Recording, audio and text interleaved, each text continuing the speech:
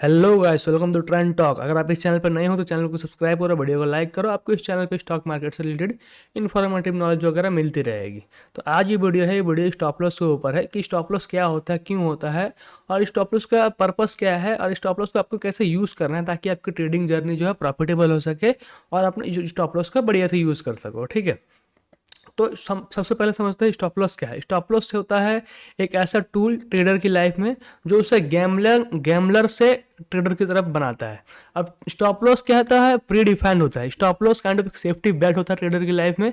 जैसे आप कार में अगर आपका एक्सीडेंट होता है तो सीट बेल्ट आपको प्रोटेक्ट करता है, वैसे ही स्टॉक मार्केट में ऐसा बहुत सारे मूव होते हैं जो बहुत फास्ट क्विक मूव करते हैं, ऊपर की साइड में, नीचे की साइड में। तो स्टॉप लॉस अगर आप लगा के रखते हो और लॉस प्री डिफाइंड रहता है तो आप वहाँ पे आपको निकल जाते हो, आप बड़े लॉसेस से बच जाते हो। तो बड़े लॉसेस से बचने के लिए आपको स्टॉप लॉस का यूज़ करना चाहिए। और जो ट्रेडर स्टॉप लॉस यूज़ नहीं करता वो ट्रेडर नहीं है, वो गैमलर है प्योर। क्योंकि गैमलर क्या करता है, देखो ट्रेडिंग एक ऐसा प्रोफेशन है जो प्रोबेबिलिटी के ऊपर काम करता है, प्रोबेबिलिटी के ऊपर चलता है। और हम प्राइस एक्शन का यूज़ करते हैं ट्रेड लेने के लिए। अब प्राइस एक्शन अपने आप में क्या है, अपने आप में इनकम्प्लीट है, क्योंकि हम पास्ट के प्राइस एक्शन को देख के हम क्या करते हैं, फ्यूचर के प्राइस एक्शन को जज करते हैं। अब देखो मूवमेंट जो है पास्ट में, अगर डाउन ट्रेंड में जैसा हुआ मूवमेंट वैसा ही होगा, लेकिन मूवमेंट थोड़ा चेंज होगा क्योंकि पास्ट का सिनेरियो और फ्यूचर का सिनेरियो बिल्कुल अलग होता है। अब पास्ट में जो हुआ वो फ्यूचर में रिपीट नहीं होता, रिपीट में उसके जैसा सेम सिनेरियो बनता है। और क्योंकि फियर और ग्रीड जो है मार्केट में काम करती है मेजर ऑफ टाइम। तो जब पास्ट में फियर कितना था और अभी फ्यूचर में फियर कितना है, तो उसका में फर्क होता है, कम बेसी का फर्क होता है। तो मूवमेंट जो है, मूवमेंट तो आपको लोअर लो ही दिखेगा डाउन ट्रेंड में, अप ट्रेंड में हायर हाई दिखेगा। लेकिन हायर हाई भी ऐसा दिखेगा, अगर मान लो सेंटीमेंट उतने बढ़िया नहीं है तो आपका हायर हाई भी दिखेगा तो मार्केट ऐसे चॉपीनेस करते हुए ऊपर की साइड में जाएगा, ऐसे चॉपीनेस जो है करते हुए ऊपर की साइड में जाएगा। आई होप आप मेरा पॉइंट समझ सकते हो। तो मैं आपको लेकर चलता हूँ स्टॉप लॉस। तो स्टॉप लॉस का यूज़ करना है आपको अपने लॉसेस को जो है मिनिमाइज करने के लिए। और ट्रेडिंग में जो प्रोबेबिलिटी के गेम है, प्रोबेबिलिटी को मैं समझाता हूँ कि ट्रेडर जो है वो प्रोबेबिलिटी में कैसे खेलता है। अब देखो आपके पास अगर बहुत बढ़िया ट्रेडर हो तो आपकी प्रोबेबिलिटी कितनी होगी, तो आपकी प्रोबेबिलिटी जो है 70% होगी। ये 70% जो आपकी प्रोबेबिलिटी होगी, ठीक है। इससे ऊपर जो है, इससे ऊपर 80% हो सकती है, इससे ऊपर जो है जनरली नहीं होती है। और बहुत बड़े बड़े ट्रेडर कह गए हैं कि 70-80% से ऊपर किसी की प्रोबेबिलिटी नहीं होती। और 100% ट्रेडिंग में प्रोबेबिलिटी नहीं आ सकती। वो बाई चांस लक होता है कि आपके 10 के 10 ट्रेड ड्रॉ में जो है सक्सेस हो जाए, या फिर एक ऐसा ट्रेंड चल रहा हो कि आप कंटिन्यूसली 2 3 4 5 महीने में जितने ट्रेड लो सारे ट्रेड जो है प्रॉफिटेबल रहे और आपको लॉसेस फेस ना करना पड़े। तो ऐसा बहुत कम टाइम होता है। तो अब मैं आपको प्रोबेबिलिटी समझाता हूँ कि प्रोबेबिलिटी कैसे काम करती है आपके स्टॉप लॉस में। मान लो आपकी जो प्रोबेबिलिटी है वो 70% है, ठीक है। और आपका जो प्रोबेबिलिटी 70% है, मतलब आप क्या करते हो, हर ट्रेड में आप क्या करते हो, हर ट्रेड में आप रिस्क लेते हो 1,000 रुपये का, मान लो, ठीक है। आप 1,000 रुपये का हर ट्रेड में जो है रिस्क ले रहे हो, हम ये मान के चलते हैं, ठीक है। 1,000 रुपये का आप रिस्क ले रहे हो हर ट्रेड में। अब क्या होगा, आप 10 ट्रेड करोगे तो आपको लॉस जो है, अगर मान लो 3 ट्रेड में होता है तो आपको 3,000 रुपये का जो है लॉस जो है ओवरऑल आपका बनेगा, ठीक है। और आपका रिवॉर्ड जब रखते हो 1:2 रखते हो। 1:2 मतलब क्या, अगर आप गवा रहे हो तो 1,000 रुपये, कमा रहे हो तो आप रखते हो 2,000 रुपये, ठीक है। तो क्या है, आप अगर आपका 60 ट्रेड प्रॉफिट में होगा तो आपको 14,000 रुपये जो है प्रॉफिट बन गया, ठीक है। तो आपको जो है 14,000 रुपये ये प्रॉफिट जो है आपका ये बन गया। 14,000 रुपये का प्रॉफिट जो आपका ये बन गया।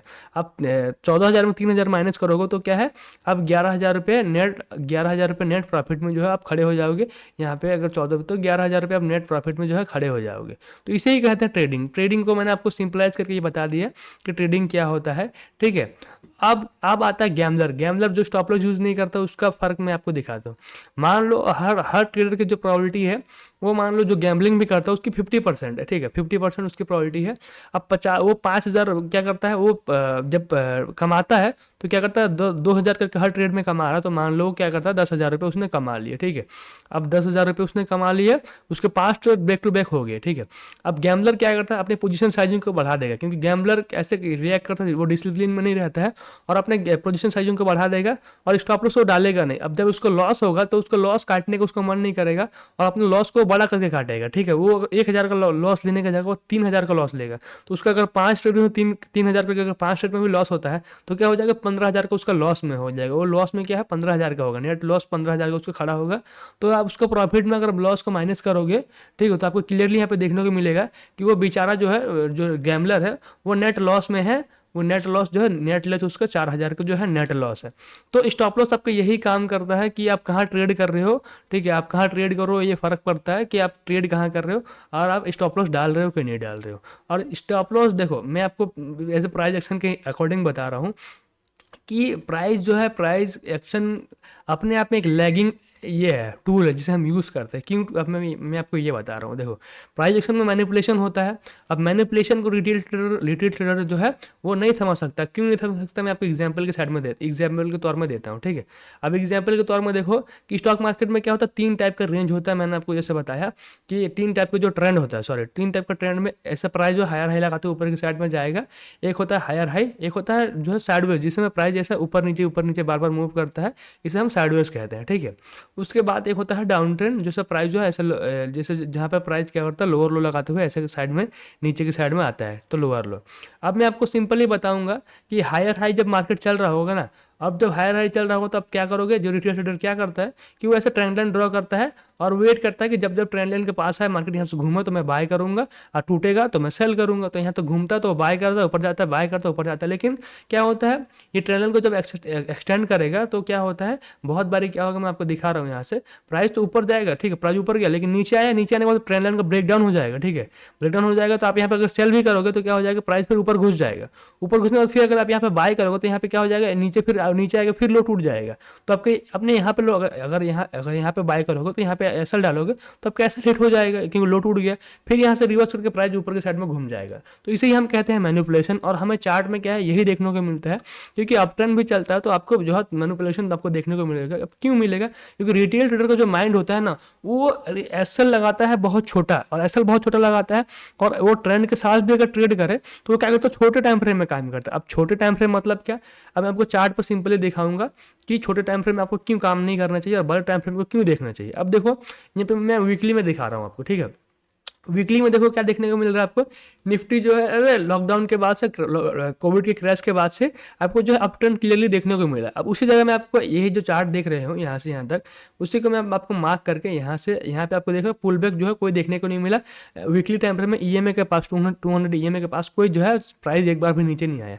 अब उसी को मैं आपको डेली लेके चलूँ, ठीक है, तो आपको क्या देखने को मिल रहा है गाइज, आपको क्या देखने को मिल रहा है, बार बार जो प्राइस ऊपर जा रहा है नीचे आ रहा है, ऊपर जा रहा है नीचे आ रहा है, आपको जो है वॉलेटिलिटी देखने को मिल रही है। अब वीकली टाइम फ्रेम में हमें ऐसा वॉलेटिलिटी नहीं देखने को मिला, हमें क्या है, प्राइस ऊपर ऊपर जाते हुए देखने को मिला। अब मैं इसको आवरली में लेके आऊँ तो आवरली में आपको वॉलेटिलिटी और ज़्यादा देखने को मिलेगी, ठीक है। तो हम ट्रेडर क्या करते हैं, हम एक बड़े टाइम फ्रेम में ट्रेंड को देखते हैं और उस ट्रेंड के डायरेक्शन में ट्रेड लेते हैं और वॉलेटिलिटी को कैप्चर करते हैं कि मार्केट जब नीचे आता है तो हम नीचे खरीदते हैं, फिर ऊपर जाता है अगर ट्रेंड अप ट्रेंड चल रहा होता है तो हम ट्रेडर क्या करते हैं, वॉलेटिलिटी में कैप्चर करने का मूव ट्राई करते हैं। और आपको मैं दिखा रहा हूँ कि बड़े टाइम फ्रेम में आपको वॉलेटिलिटी कम दिखेगी, बड़े टाइम फ्रेम में आपको प्योर ट्रेंड दिखेगा कि मार्केट किस साइड में जा रहा है और आपको किस जगह में ट्रेड करना होगा वो आपको पता लगेगा, ठीक है। तो छोटे टाइम फ्रेम में आप अगर इंटरडे में क्या करते हैं तो इंटरडे में 15 मिनट्स पे काम करेंगे, 5 मिनट्स पे काम करेंगे, तो इन सारी जगह पे क्या होता है, इन सारे जितने भी छोटे टाइम फ्रेम में आप आओगे तो आपके एसएल हिट होने के चांसेस बढ़ जाएंगे। क्यों बढ़ जाएंगे, क्योंकि आपके एसएल कितने पॉइंट का होगा, निफ्टी में अगर आप ट्रेड करोगे तो आपके एसएल 20 पॉइंट का 30 पॉइंट का होगा। तो 20-30 पॉइंट का 5 मिनट पे जो है मूव आना बहुत नॉर्मल है और बहुत ईजिली मार्केट को क्या है मैनिपुलेट जो करते हैं वो जो प्रमोटर है, जो बिग प्लेयर है, वो मार्केट को ऊपर नीचे लेके आते हैं ताकि रिटेलर को जो है पैसा खा सके। और रिटेलर जहाँ स्टॉप लॉस लगाता है उनको पता होता है गाइस, क्योंकि उनके पास डेटा है, उनके पास इतनी एडवांस चीज़ें हैं और वो उनका आपका फाइट डायरेक्ट उनके साथ है। और वो क्या है, बहुत ज़्यादा एडवांस है, उनके पास बहुत ज़्यादा फंड है, आपसे ज़्यादा उनके पास फंड है, उनके पास आपसे ज़्यादा एक्सपीरियंस है, उनके पास आपसे ज़्यादा टूल्स वगैरह है। तो आपको क्या है ये समझना है कि आपसे ज़्यादा नॉलेज उनको है। तो आप स्टॉप लॉस जहाँ डाल रहे हो आपको प्राइस जो है स्टॉप लॉस बार बार हिट करेगा और नीचे की साइड में आपको मूव करेगा। तो अगर आप प्रॉफिटेबल ट्रेडर बनना चाहते हो, जो कि 98% जो है वो लॉस करता है, सबको पता है, तो आपको प्रॉफिटेबल ट्रेडर बनना है तो उसके लिए सबसे पहले आपको क्या करना पड़ेगा कि आपको जो है बड़े टाइम फ्रेम में शिफ्ट होना पड़ेगा। बड़े टाइम फ्रेम क्या है, 15 मिनट से नीचे आपको काम नहीं करना है, 15 मिनट से नीचे चार्ट देखना ही नहीं है। आपको एसएल जो है थोड़ा बड़ा रखना है ताकि 15 मिनट्स पे आपका एसएल कितना होगा, 80 पॉइंट का, 90 पॉइंट का, तो इसके चांसेस हिट होने के कम होंगे। एक ही लॉट पे काम करो, लेकिन क्या करो, स्टॉप लॉस को बड़ा रखो। और सेफर जाना चाहते हो तो आवरली से नीचे काम मत करो, क्योंकि आवरली में ट्रेड करोगे तो क्या है, आवरली में एसएल जो है 150 पॉइंट का होगा।